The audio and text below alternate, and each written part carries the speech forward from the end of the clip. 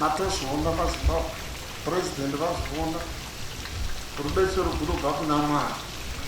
Pasi rose tinoda kukureketedza kuti matanga purezidendi matanga kuona kunobva rubatsiro nyika yose ichibhizi, chero vamwe vedu kuno vachibhizi kuda kundotsvaka rubetsero, asi kune chiutsi chakaita sekuti your excellency tinosaruta kushinga kwakadai.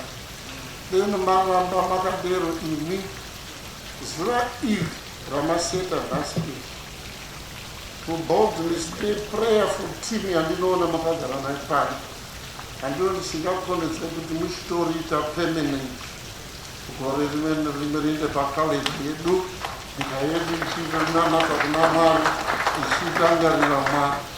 Chii chingambozoita go wrong munyika ino yeZimbabwe? Norudo mamunoratidza, mumwe munhu wakanditi nhai kwaiye first lady vachabata corona maya vanogara vachimozveya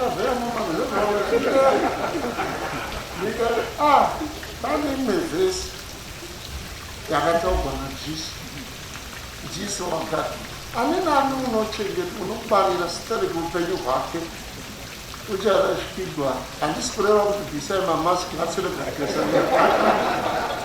asi kuti unofanira kuti wahoti kundodetsera vanotambudzika because unotwa kundotakeki iyo coronavirus. Munhu wakadero ndakataura nokuti maya vakachengetewa naMwari. Dziso unozoti aningani unorasha upenyu hwake nokuda kwangu, nokuda kwedzidziso yangu, uchagara navo. Ndinofarira kusanofurana nokusavengana kune zvataona muspichi yapresident nemunamato wapresident. Kunyange culture yedu takambodzidziswa naJesu achiti muteresi nomufarisei, vakazara mafarisei vakaenda kundonamata. Mumwe mufarisei akati asi muteresi wakasumuka akati ini ndiri mutatu, ndinoda kukanga kuti Jesu unopa meaning yeminamato miviri.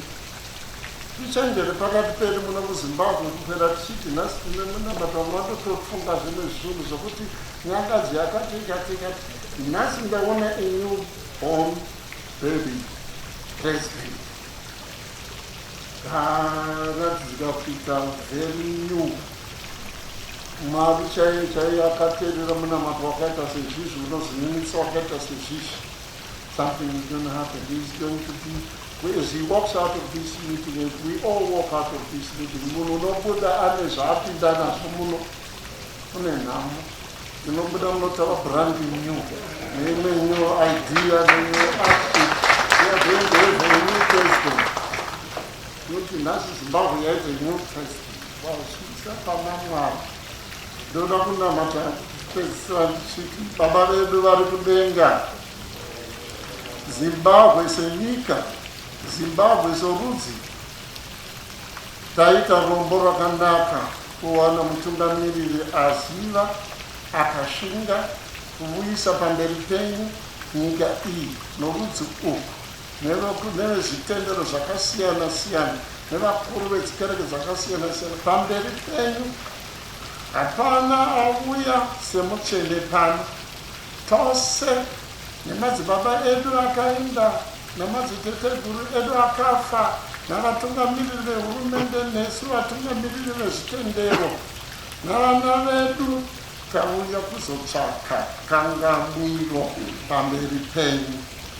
Chero tikaenda pamazuva ikorona chete virus kuchamhembe kumaodzanyemba nokumavirira, kana chiri chirwere ichi baba vedu vari kudenga taita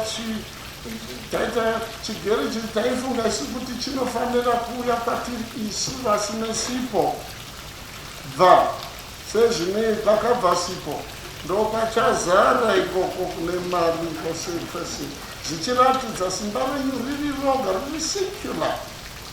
Hapana kupinda. Tinoziva imi hamurangariri zvitema zvedu isu vatadzi, asi munorangarira misodzi yedu tauya kuzodzingiswa nemi Kristu mutsvene wazvokwadi. Kangamwiro inobva kwamuri imi mufiri wepasi rose, nokuti panyika hapana patingaiwana kuno mumwe munhu kangamwiro. Kana mokangamwira imi Mwari, hamumboswereta referendum yekuti uyo wakasvika here kuti ndimukangamwire, munongotsumisa nechigumwe chenyu, munhu watochena watonaka. Kubva musi wamasika nyika hakuna hamuna kumbofuratira unochemera kangamwiro. Isu hatina kumirira masaidhisisi kutsvaka mishonga, takamirira imi murapi mukuru, imi Ishe Jesu Kristu musipi, mushanduri. Makatisika imi 40 years vana vaIsraeri maida kuvashandura, muchida kuvanatsa vakaramba, mukangogona kushandura vanhu tu. Nhasi tarisai Zimbabwe, tarisai nemaeredha edu, nemapatriots edu, tausenere hurumende yakatsigira hurumende tauya pamberi pedu. Nhasi tinoda kunatsiwa nemi, kuitwa vanyuwa. Chero vaparidzi kuitwa vaparidzi vanyuwa. Namazvino kwazvo tiparidze zita renyu. Nhasi tinoona mhomho ngaishandurwe nemi, ngainatsiwe nemi, hurumende yedu inatsiwe nemi, itungamirike nemi. Tisacheuka kumwe, ticheuke kudenga kwamuri kubudikidza nezita raiye Jesu Kristu mufiri wedu nokusingaperi. Amen.